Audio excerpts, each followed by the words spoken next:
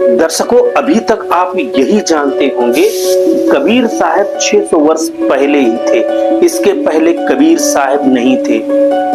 तो दर्शकों, आज आपको एक ऐसी रहस्ययुक्त बातें कबीर जी के विषय में बताएंगे जिसे सुनकर आप अपने कानों पर यकीन नहीं कर पाएंगे।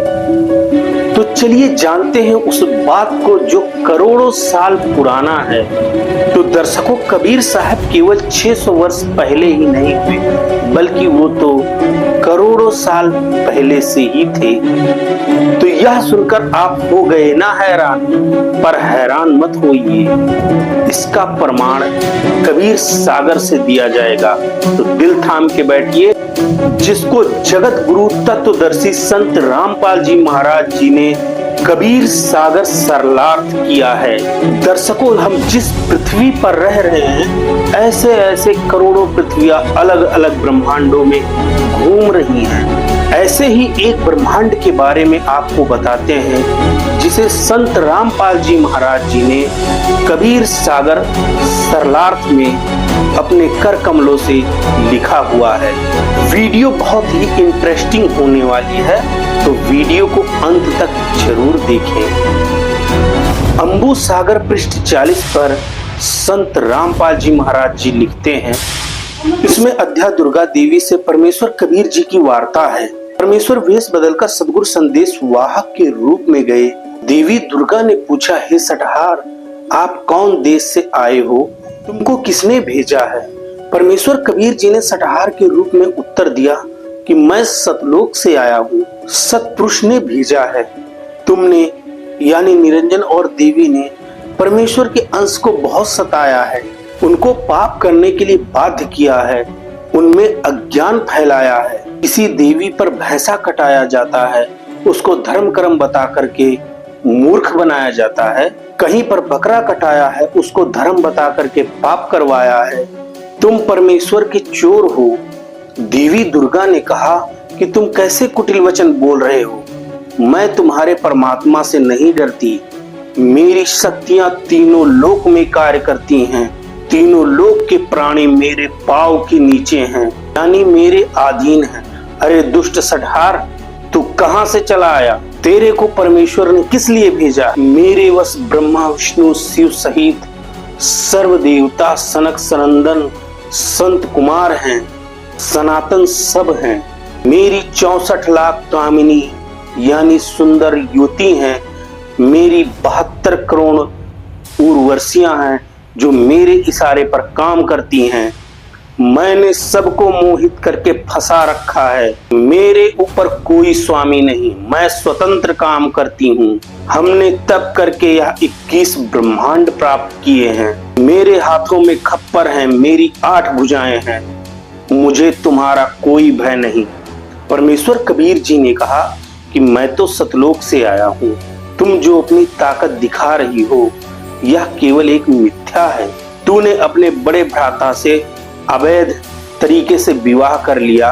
अपनी गलती को याद नहीं कर रही हो? सर्वप्रथम तूने यही बीज बोया था।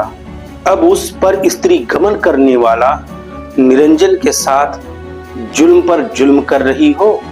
अपने पिता को भूल गई हो। जब महाप्रलय होगी तो हे दुर्गा, तुम और तुम्हारे सर्वलोक विनाश को प्राप्त होंगे। तुम तथा तुम्हारे सर्वलोक ब्रह्मा विष्णु महेश तथा निरंजन तक सभी विनाश को प्राप्त होंगे। तब तू कहाँ रहेगी? अपने पिता के सर्व सुख को छोड़ करके इस निरंजन की अर्धांगिनी बनके पाप इकट्ठे करने पर लगी हो। आप पिता को त्याग पति को अधिक महत्व दे रही हो। इस लोक के सर्व स्त्रियों में भी यही प्रभाव है। पति के घर जाने के पश्चात प्रत्येक लड़की का यह भाव रहता है कि वह अपने पिता के घर से अधिक धन लाएं और अपने पति का घर बसाएं। इस काल लोक में यही परंपरा बना रखी है। परमेश्वर कबीर जी के इस सत्य वचन को सुनकर देवी दुर्गा को लज्जा आई और मुझ कबीर को सिंहासन पर बिठाया और कहा कि आप अपना ज्ञान देकर और नाम देकर अपने साथ जीवों को ले जा सकते हैं। जो आपका नाम लेगा वह हमारे सिर पर पैर रखकर पार हो सकता है। हम उसको रोक नहीं सकते। जिस आत्माओं को आपका सार नाम प्राप्त होगा, अगर हम उसको रोक देंगे तो हम पुरुषद्रोही होंगे। ऐसी गलती करने से हमारा तो लोक नष्ट हो जाएगा। जीव सार नाम लेकर के गुरुद्रोही हो जाएगा, उसको हम यहीं लपेट लेंगे। अन्य नकली गुरुओं के द्वारा नकली नाम प्राप्त किए हुए जीव भी हमारे जाल में रहेंगे।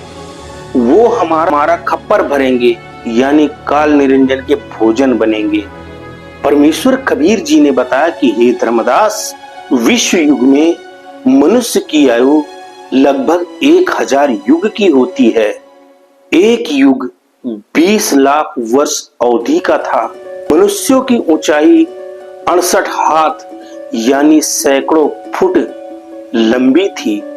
जो व्यक्ति सात नाम का प्रथम मंत्र प्राप्त करता था तथा सतनाम और सार नाम में निश्चय रखता था, वही व्यक्ति परमेश्वर के दर्शन का अधिकारी होता था। दर्शकों, अभी आपने सुने कबीर परमेश्वर के वो रहस्य जो करोड़ों वर्ष पहले के हैं।